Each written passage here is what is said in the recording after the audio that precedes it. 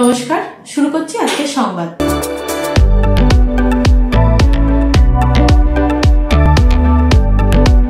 কলকাতার আরজি কর মেডিকেল কলেজে দ্বিতীয় বর্ষের এক মহিলা পোস্ট গ্রাজুয়েটকে ধর্ষণ করে খুনের ঘটনার প্রতিবাদে বর্ধমানে বিভিন্ন সংগঠনের পক্ষ থেকে মিছিল সংগঠিত হলো। এই মিছিল এদিন কার্জন গেট এলাকা থেকে শুরু হয়, শহরের বিভিন্ন পথ পরিক্রমা করে।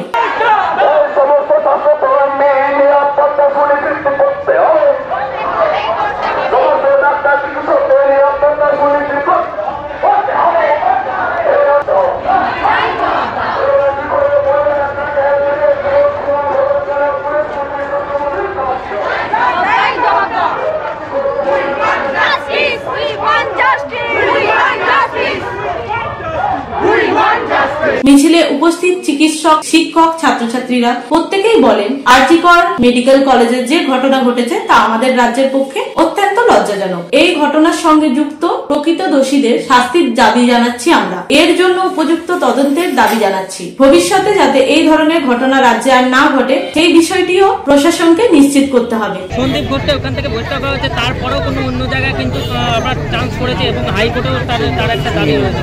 না, আমরা এটা মানতে পারছি না। অন্য কোনো মেডিকেল কলেজে তাকে দেওয়ার কোনো মানে নেই। তিনি রক্ষা করতে পারেননি। ন্যাশনাল মেডিকেল কলেজে তিনি রক্ষা করবেন এটা আমরা আশা করছি না। তাকে সরকারি চাকরিতে অন্য যেভাবে তাকে অন্য জায়গায় দেওয়া উচিত সেটাই করা উচিত। এর পিছনে কি আরো কোনো রহস্য আছে? একার দ্বারা সম্ভব হচ্ছে না? দেখুন, আরো অনেক গল্প থাকতে পারে, সেগুলো আমরা এখনো জানি না। পরবর্তীকালে অনুসন্ধানের মাধ্যমে বেরোব। চিকিৎসকরা বলেন, যারা চিকিৎসা কর্মের সঙ্গে যুক্ত রয়েছে তারা করোনার সময় সাধারণ মানুষের কাছে যে সম্মান পেয়েছে, তাদের যেভাবে ভগবান বলা হয়েছে, এই ঘটনার আচরণ ঠিক তার বিপরীত। যে বা যারা এই কাজ করেছেন তাদের অবিলম্বে গ্রেপ্তার করে দৃষ্টান্তমূলক শাস্তির ব্যবস্থা করতে হবে, যাতে ভবিষ্যতে কেউ এই ধরনের অপরাধ করার সাহস না দেখান। এ ব্যাপারে প্রশাসন কঠোর পদক্ষেপ নেবেন আশা করা যায়। এই দুর্ঘটনা যেন আর না ঘটে, আমাদের আর কোনো যেন না হয়। সে নার্সিং স্টুডেন্ট হোক, সে অন্য কোনো ক্যাটাগরি স্টাফ হোক, সে ডাক্তার হোক, আলটিমেটলি তো সে স্বাস্থ্য পরিষেবা দিতে এসছে এবং তার বাড়ির লোকেরা অপেক্ষা করছে সে বাড়ি থেকে। আমাদেরও বাড়িঘর আছে। সাধারণ মানুষের কাছে এটাই আমাদের বক্তব্য যে আমরা সাবধানের থেকেও বেশি আপনারা এই প্রতিবাদে গর্জে উঠুন। কি চাইছেন? এই যে ঘটনাটা ঘটলো, এত একটা বেদনার ঘটনা, একটা নৃশংস ঘটনা, কি বলবেন? আমরা অপরাধ যারা করেছে তাদের শাস্তি হোক এবং পরিবারে সেই ভদ্রমহিলা যে ডাক্তারবাবু মারা গেছে তার বিচার পান।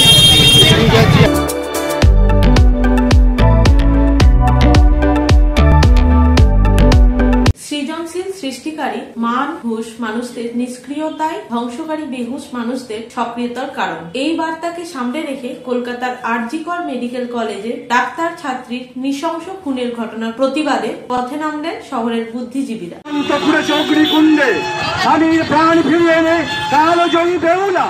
যুগে যুগে নিজের তেজ করে তুমি হয়েছ অপরাজিতা। দেশের স্বাধীনতার গ্লানি মুছেছ, বিপ্লবী মহিষী নিজের অঙ্গজাত সন্তানকে দিয়েছ এগিয়ে দেশ সীমান্তে, মাতৃভূমির সত্য নিধনে যারা নিজেকে দেয় বলিদান। ঘটনার তীব্র প্রতিবাদ জানাচ্ছি। আমি লজ্জাবোধ করছি। আমি কি বলবো, আমার কণ্ঠরুদ্ধ হয়ে আসে যে আমরা এই সমাজে এখনো বাস করি। কোথায় বাস করি? যেখানে এখানে লাইন করে মিছিল করে বলতে হচ্ছে যে এই ঘটনা কেন ঘটেছে, জবাব দিতে হবে। সবচেয়ে বড় আগে ছেলের মায়েরা সাবধান হন, ছেলেকে মানুষ করুন এমন ভাবে যেন ছেলের মা মানে শান্তিতে নেই তিনি, কিন্তু তিনি তার ছেলেকে এমন ভাবে শিক্ষা দেবেন যেন তার মা, কাকিমা, ঠাকুমা, বোন, দিদা সবাইকে সম্মান করে। তবে সেই ছেলেকে কিন্তু বাইরের মহিলাদের সম্মান করবে। তারা কথায়, কবিতায়, গানে বর্ধমান কার্জন গেটের সামনে তাদের প্রতিবাদের ভাষা ফুটিয়ে তুললেন। সকলেই সমবেতভাবে সেদিনের ওই ঘটনার তীব্র নিন্দাও করলেন। ভবিষ্যতে যাতে এই ধরনের ঘটনা না ঘটে তার আবেদনও রাখলেন তারা। তাদেরকে কিভাবে তাদেরকে পড়তে পাঠাবো সেটা এখন থেকে আমাদের চিন্তা ভাবনা করতে হবে যে তাদেরকে কিভাবে পাঠাবো, কিভাবে তারা ওখানে গিয়ে একটা, আমরা যে এত কষ্ট করে তাদেরকে বড় করছি, মানুষ করছি, একটা পজিশনে পাঠাবো পড়তে, এখন থেকে তো আমরা ভয়ে মানে সবসময় কাতর হয়ে গেছি।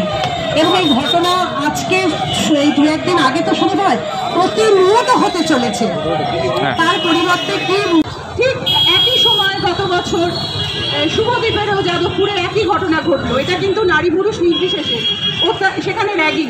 তো এই অত্যাচার কেন হবে? যেখানে যে দেশে আমাদের মা দুর্গাকে দেবী রূপে পুজো করা হয়, যেখানে নারী শক্তি হিসেবে মা দুর্গাকে পুজো করা হয়, সেখানে এই ধরনের ঘটনা ধিক্কার। একটু আগে আরজি করে ঘটনা শুনছিলেন, মৌমিতা বলে একটা মহিলা মেয়ে যে ডাক্তারি করতে গেছে, তার কর্মক্ষেত্রে তাকে যেভাবে ধর্ষণ করে খুন করা হলো, এটা কোনো সভ্য দেশে চিন্তা করা যায় না। এর কোনো ভাষা নেই। আমি কোনো রাজনীতির দিকে যাচ্ছি না। আমি জানি যারা এই সমস্ত অপকর্ম করে এদেরকে কোনো নেতা তাদের শিখিয়ে দেয় না। বাংলার মুখ্যমন্ত্রী, আমরা রাজনৈতিক অনেক সময় বিরোধিতা থাকলেও বলি, তিনি কিন্তু সেখানে ছুটে গেছেন এবং তিনি বলেছিলেন যে বিচার চাই, সে যেই হোক তাকে অবিলম্বে তাকে গ্রেপ্তার করুন, তাকে দরকার হলে ফাঁসি দেওয়া হোক। ফাঁসি কী হবে? এর আগে অনেক ঘটনা তাপসী বললেন অ্যাকচুয়ালি যে অগস্ট হচ্ছে আমাদের ফ্রিডম সেলিব্রেট করার টাইম।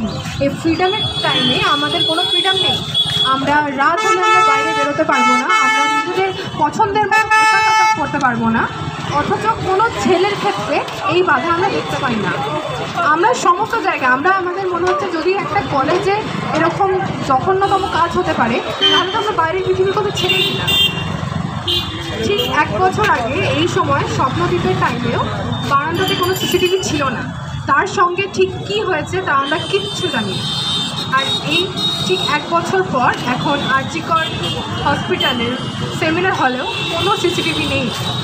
ডক্টর মৌমিতার সঙ্গে যে অবিচার হচ্ছে, আমরা তার বিরুদ্ধে আমরা আন্দোলন করছি এবং আমরা তার সঠিক বিচার চাই।